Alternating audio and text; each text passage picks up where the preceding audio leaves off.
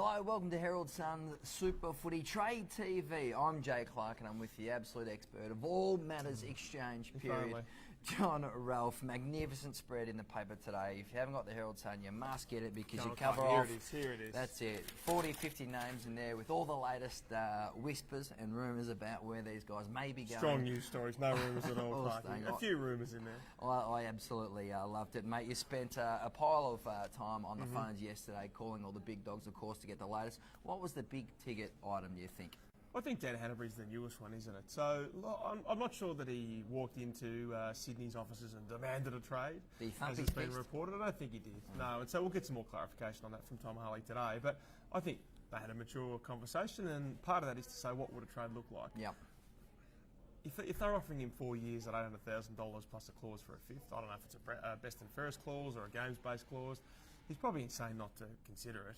I think they think he's a really nice player right now, but he's not an $800,000 player in any way. No. And so if he does get to St Kilda, which we all believe, Yep. that's fine. $800,000 is an extraordinary amount of money for a bloke who averaged 18 possessions and kicked a single goal this year. Remember, Ralphie, he did sign at a time when he was sort of top 3, 4, 5 A couple of All-Australians. Brownlow medal. Yep. So we know his best footy is very good. What is fair price for this man? You put it on your list management hat at the moment. What would you pay in trade terms, in draft pick terms for Daniel Hanbury? Well, I wouldn't go anywhere near that first round pick, which is what, pick 4 at the moment. Could be pick 5. They'd be crazy to give that up, wouldn't they? Absolutely. And then, what have they got? Well, they haven't got a second rounder, as you've told us a couple of times, because they moved that one on. Yep. Is it a future second rounder? Do you shuffle some picks?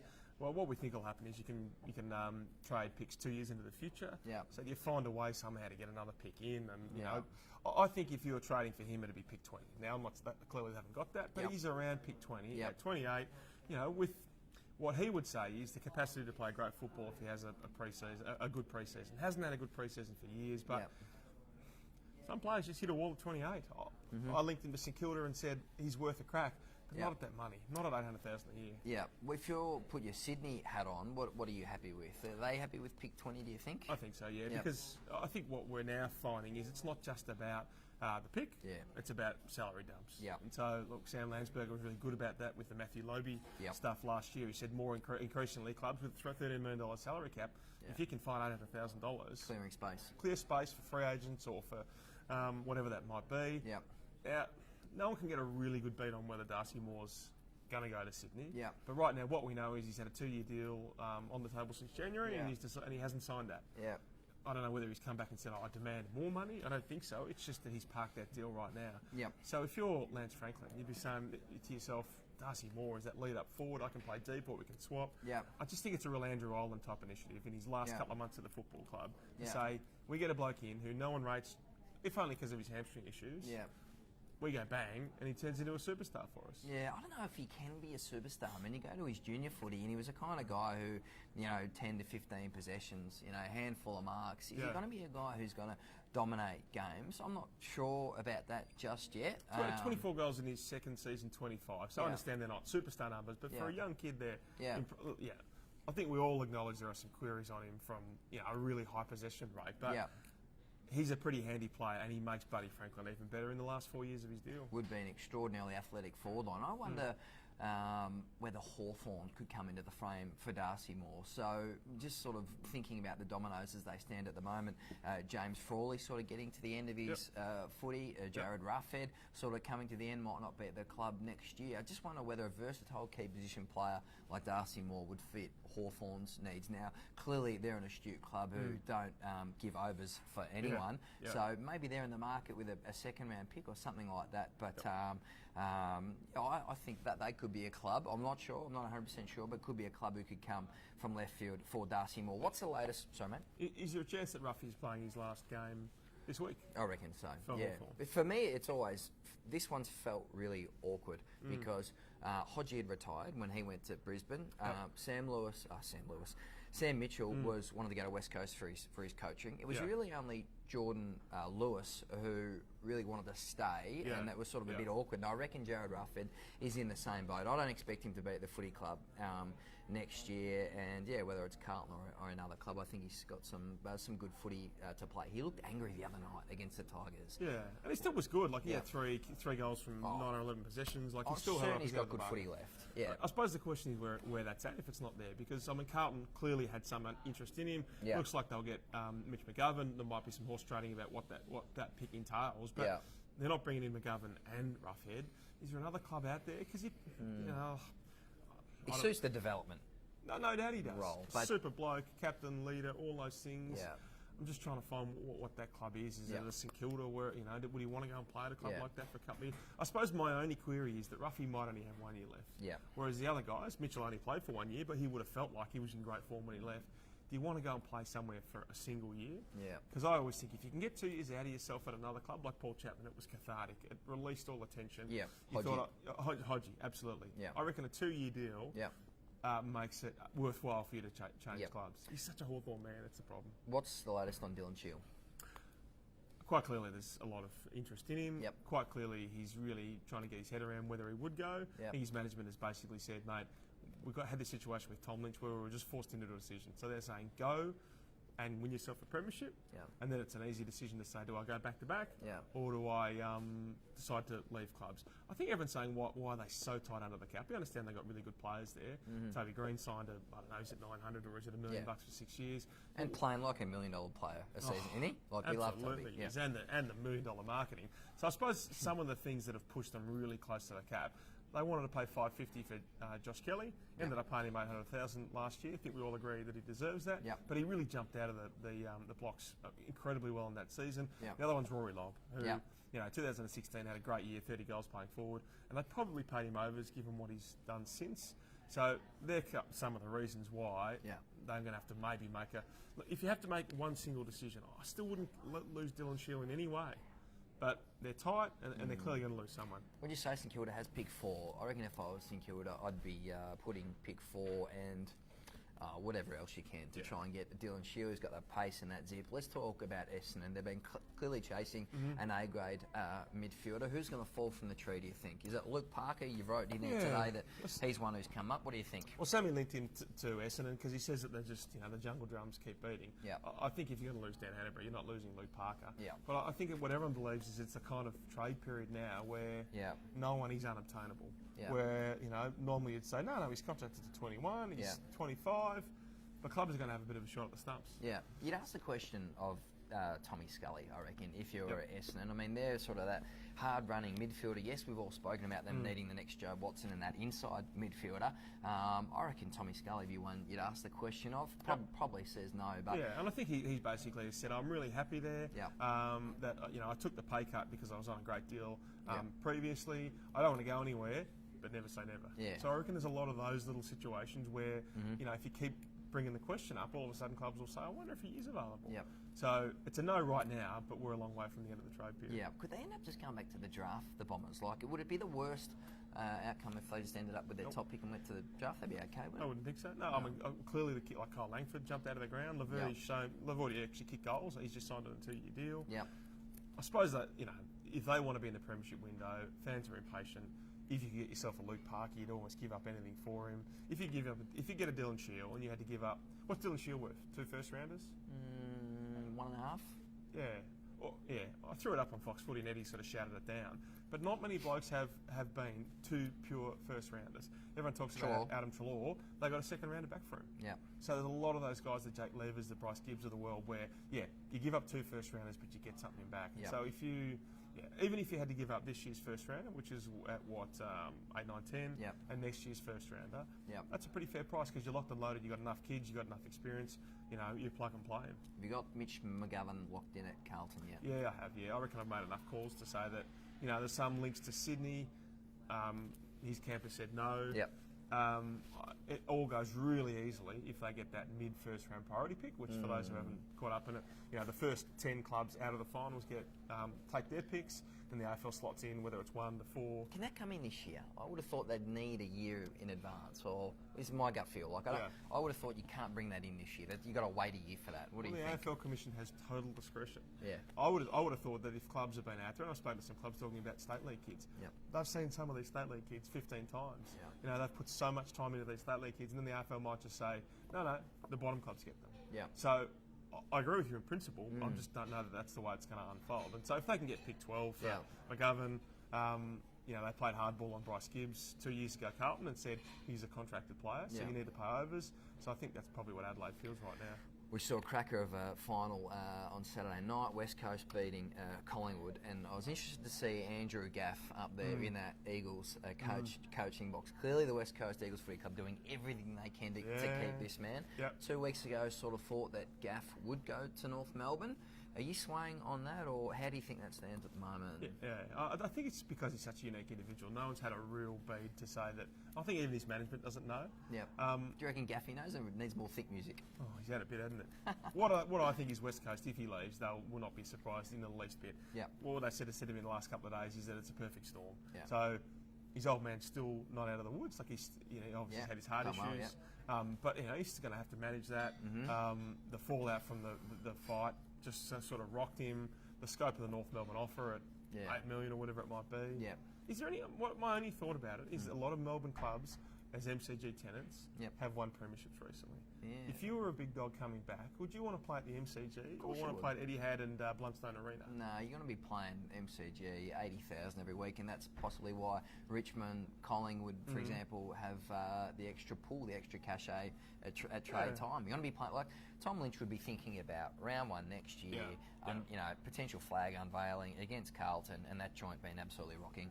So if North Melbourne can secure Jared Pollock and Andrew Gaff, even if they're playing 3 or 4 games at Blundstone Arena in front of 12,000 people on a cold, squally August day, that just shows what a great job they've done to make themselves a destination club. I think North have done a fantastic. Everyone pots them for like missing out on this guy, missing out on that guy. You got to be in the market. Like they when they got Del Santo, etc. Jared Waite, they were great free agency moves. Higgins has been one of the best free agency pickups. Paul Ahern was innovative. Like they got a bloke who they knew wouldn't play an entire season and got I think pick 69. That's what it was. A former top 10 pick. All of a sudden, you know, what's his name? The young pick 3 or pick 4, Luke Davies-Uniacke. He hasn't been that good. But that's okay. I'm sure he will be in the future. And you've got an Ahern, and you might get a Gaff, and you're definitely going to get a Pollock. So the sum total of what they've done is outstanding. Our producer here, Al, can I ask you a quick question? We're getting some complaints on the feed here that they can't actually see us because we're backlit. We're going to roll. We're going to continue to roll with this. Right, okay. You look great as always. Thank you very much. John, what are your thoughts on Jesse Hogan? We're loving the football Melbourne's playing at the moment. Wiedemann breakout performance at the weekend. Do you think he has a lot to stay, or do you think Melbourne can survive and prosper without the great Jesse Hogan? No, I still think that I'm sure they could because they're that kind of team. But, you know, Jesse's been injured at times. Tom McDonald was injured early on. You're in the state camp. I'm in the state camp. And I think for Jesse, he would throw all those things around, but he was thinking, do I want to go to Freo? Or do I want to cash in on all the hard work that I've done at Melbourne? I want to win flags. So his management says he's happy, he's settled, he's got his licence, he goes down and surfs down the coast. He hasn't come to us and said we want to trade. Still hasn't said I want to be contracted past 2019 after his turbulent year. So I reckon, I just think it's not unfair because this is the business we're in. But, you know, Jesse's never actually said I want to leave the club, and we just keep throwing it up. And he gets probably more of that than other people out there. I reckon he had a chat with Freo at the end of last year. How's that forward line going to operate, though, with Wiedemann, McDonald and Hogan? All the forward lines are getting smaller. Melbourne's going to load up next year, are they? No, it's a very good point. And Tom McDonald can play on a wing. He can play that second ruck. Jesse, can play. Jesse, when he played deep and played as a marking forward, was great. When they tried to play him as someone different, he wasn't that good. Midfielder. I suppose if they were to trade him off, what do Melbourne need? They've got an embarrassment of riches. You'd want 2 first-round draft picks, and then you try and turn those 2 first-round draft picks into a Josh Kelly type, I reckon. So that you've got a midfield full of hard nuts with Angus Brayshaw, Clary Oliver, who's a future Brownlow medalist. We've seen him. So play so well at the moment. I just reckon a lick of cream, some run, maybe whether it's a Shield type or a Josh Kelly type, I would trade Jesse Hogan out and get that star midfielder in. But whether it happens, I don't know. And if you could get those two picks as well, if Fremantle gave up 4 and 5, if that's what happened with Lachie Neale. Let's move forward. What is your take on Neale? Brisbane seem very confident in getting him. Yeah, I think it's almost irrelevant what Steve Rossich, the Freo chief executive, said. Oh, we're all really confident. Everything's great. Yeah. According to those close to him, he's got all the information he needs, and now he's got a couple of weeks to sort of work through it. Yeah. I don't want that to drag on forever because, all of a sudden Brisbane, if they miss out on him, they'll have to work out what they want to do. But, Steve Rossich basically said, oh no, he was just up in Brisbane for a holiday. Yeah, that's And he just happened to run into the Brisbane coach. We don't believe that though, do we? No, ridiculous. So, look, so I'm sure they're pushing really hard. Yeah. What we do know is that he hasn't had a fallout with Ross Lyon, but it's a hard game style, isn't it? Brisbane play run and gun. I'm sure he's getting extraordinary money if he does go to Brisbane. They play an attractive style with lots of flair. Yeah. They're probably as well advanced as Freo, if not more. And yet, what's he getting up there? Is he going to get 900,000 by 5 years?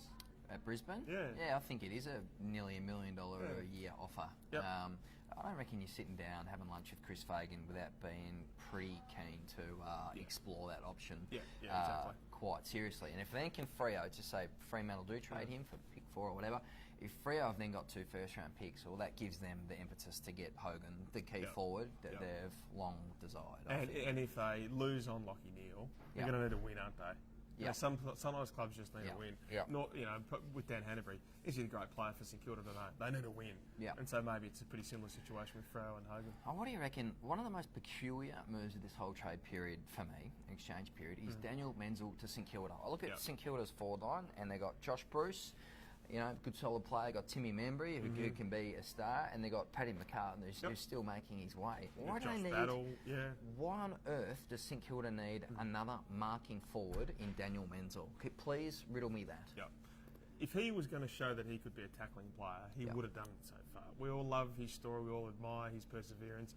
But he's just never going to tackle Izzy. Yeah. And so, it seems ridiculous to me. He's a good player. He's just not the right style of player for St Kilda. No, I agree. And that's not to criticise him. Not at all. Yeah, and so maybe there's leverage there through his management to say, okay, if St Kilda's offering 2, maybe we'll get 1 on a clause for Geelong. Yeah. But I think Geelong is probably within their rights right now to say, even though that groin issue was problematic and maybe some part of it was our fault, he's only worth a 1-year deal. I agree. Yeah. You just need players, and if Loney's going to leave for them, you need tackling players, and they could play battle plus those 3 players, plus those 4 players we just talked about. Yeah. None of them are real tacklers. What is your take on the Cats at the moment? They seem to be at a crossroad of sorts, or where do you think they are? I think you've got to give Wellesley the keys to the city again. That's top 10 picks. Ooh. Because, look, go to the draft. Yeah, go to the draft, absolutely. I mean, they've done it quite well, and Wellesley's been outstanding in the last 2 years, brought in 16 first-year players, who have made their debuts with a lot of late picks. Yes. But if you look at their trade history, they've got Nakai Cockatoo. Of their last 10 trades, Cockatoo has picked 10. We love him, but he's injury prone. Yep. And then they've had players from in that 11 to 20 range group, and they haven't nailed them. Jackson Thurlow, who's probably going to go somewhere. Billy Smets, Mitch Brown, who's doing good things at Essendon. Menzel himself. Darcy Lang. And so I suppose my point is to say, give him the very best picks you can, and then he might give you another Joel Selwood. He got that diamond from the rough when everyone else worried about his knee. So I think Dalhouse has been a great player. But these last 2 years have been pretty ordinary. And this year he had 15 shots at goal, playing 56% of midfield. Mine with all the stats. He's kicked 2-4. Yeah, didn't have a great year in the forward half of the ground. I think he provides some of that tackling pressure though, which they are clearly missing at the moment. So from that perspective, on what $450,000 a year, second round compensation pick for the Bulldogs, I think it's a good move for the Cats. But I think they do need to keep that first round pick. As you say, it's a perfect risk reward, isn't it? You get him in for not much. Nothing. There's not a huge risk. So what's the average? Did you say that 380,000? That's the average salary. So if you're getting 500, it's not that much more. I don't even think they're paying that much. Is that right? Yeah, I think it's closer to 450. Okay. We like the deal. We just think that he needs to rediscover the magic. Because when your former captain in Bob Murphy comes out and says, "Oh, maybe he lost his focus," it seems like they're moving on some of those party boys, doesn't it? We talked about him potentially being the party book club after the Pseudo Rat Pack. Yeah, the pseudo Rat Pack, yeah. Not bad guys, because everyone likes Luke Talhouse. Yeah. But guys who maybe took a few liberties sort of midweek when they shouldn't have been doing that. Nothing wrong with a Wednesday beer occasionally, a bit of a Steve Smith solo sip, Ralphie. Yes. Hey, what I read in your magnificent package here with Sam Edmund about Ryan Abbott, the Geelong fourth gamer, Wellesley Uzaguru, plucked him out of Grovedale. Could he really leave this football club after just playing a final as their first choice ruckman? What is going on there? Who is after him? Well, they've only offered him a deal, so those close to him say there's rampant interest across the industry. So again, I'm not quite sure whether they'd just prefer it for him to have a second-year deal, a two-year deal. Yeah. I'm sure he would stay if that was the case. Problem is, lots of clubs out there have got a first ruckman. Yeah. But so clubs like people like Braden Poos are saying, do I go to Melbourne to be a second ruckman? So, look, Geelong, I think it just illustrates Geelong's ruck issues again, doesn't it? That Reece Stanley played some really good football, and then he did his calf twice. Zach Smith is contracted for next year. Yeah. Sava Radical is probably a forward. He's probably a 70-30 forward ruckman, isn't he? Yep. Not quite, Wiley Buzzer, played a terrible game when he came in and dropped everything in sight. He'd shown some real potential before that. Yep. So it just shows again that, look at the clubs going really well. Yep. Most of them got great ruckmen. And you'd have to say a huge part of Geelong's midfield woes is the fact they don't know who their ruckman's going to be from week to week, and they don't know if he's any good. And Prusy to Melbourne. Explain that to me. I don't quite get that one. He's obviously frustrated with the amount of senior opportunity he's getting at North Melbourne, with Todd Goldstein being the big banana there. If there was a club you wouldn't want to go to, it would be Melbourne, I would have thought, with Max Gawn, the best in the competition and assured to start every game. So maybe, I don't know, maybe it's a money thing, but it's a weird thing for me. Yeah, it is. And I suppose that, if I was to do that, I'd go to not a Port Adelaide, because Lycett's probably going to go there. You go to an Adelaide where, you're going to get opportunity. Yeah, if Sam James gets injured, or you go to somewhere where that ruckman can play forward as well. No opportunity at Melbourne. No, I'm trying to think, is it at Brisbane? Not really, because they've got Oscar McInerney. That's my point. Yeah. No, there's a lot of good ruckmen around, but if you're that second ruckman, why do you go from one club to the other just to be the backup again? Well, you've been magnificent, John, and let's just finish on one more before we go. Do we need any questions or not? Francis back to Adelaide or not? No, I'm sure that deal will get signed there.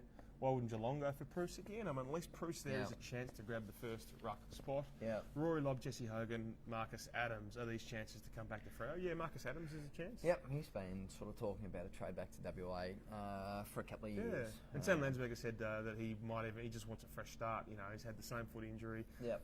Rory Lobb, I don't know. His management said 6 weeks back, no, he's happy. He's the first ruck at GWS. Why would he leave? Yeah. It's one of those ones that just keeps getting thrown around. You don't know whether it's just people just throw up old incorrect rumours or whether sometimes these things gain strength closer to the trade period. What about Gary Rowan? What's he worth? Not much. He's not in their best side. Second round pick? No, I don't think Third so. round pick? He's a third rounder. Yeah, he's a late pick for them. He could put some pressure on. The problem is he's a 6-possession player. Yep. He's a 15-goal-a-year man. Yep. Can you have players in your team that are just pressure players? Maybe you can in football these days. He's lit up some games. No doubt he has. Yeah, but then he goes quiet for the next 3 weeks. Yeah. Jack Stevens to the Cats, we think that's a no, isn't it? I think St Kilda has knocked that on the head, but there is no doubt that Geelong did make an initial inquiry. So Chris Scott, I didn't see it, but on AFL 360 said it wouldn't happen. I think that was still... they still asked about him, but I don't think St Kilda they would burn the house down at Moorabbin if they let him go. Chad Wingard, I think they should burn the house down at Port Adelaide if they let Chad Wingard go. He didn't have a great year, but he still had a lot of very good games. He's got massive talent there. Yep. If they had to win a premierships with players like Chad Wingard dominating on the big stage, it'd be insane to trade Chad Wingard. Very bizarre, unless you're going to get something crazy for him. I think, you need him to win the premiership that they're clearly gunning for. Any chance on Ed Langdon? I think Ed has been on the record saying, no, I'm happy where I am. Tom Mitchell done the Tigers. Are you 99.999% sure or 100% sure? Or? Yeah, I think he's got to change his mind from here, which could potentially happen, but I think it's all lined up for him to go to Richmond. Setterfield, so clearly been linked to Carlton. Yep. Haven't got a heap of picks. What have they got? Adelaide's second rounder. Yeah, I think Essendon too, potentially. He was a number 5 pick a few years ago. Yep. Again, Parker. I think Parker's an extremely low chance of leaving the club. Yep. Hearing Geelong for Rowan, you're right. Setterfield. So Setterfield was a pick 5. Yep. A lot of these did his name. Yeah, the problem with a lot of these guys. Some of them move to a new club, and you think, outstanding. Yep. But Jed Abusa had so many high picks. Sometimes they just don't work out. So Is he going to be a superstar or just a handy player there? I'm not quite sure. Joe Atley's another one at Port Adelaide. Maybe they roll that one in with Jared Polak. Yeah, if you give up your first round pick, then you're obviously your second rounder for Taron Thomas. All right, Johnny, that's been excellent. Let's get down to Collingwood. Yes. And we'll catch you next time on Herald Sun's Trade TV. It's been Jay Clark and John Ralph. Catch you next time.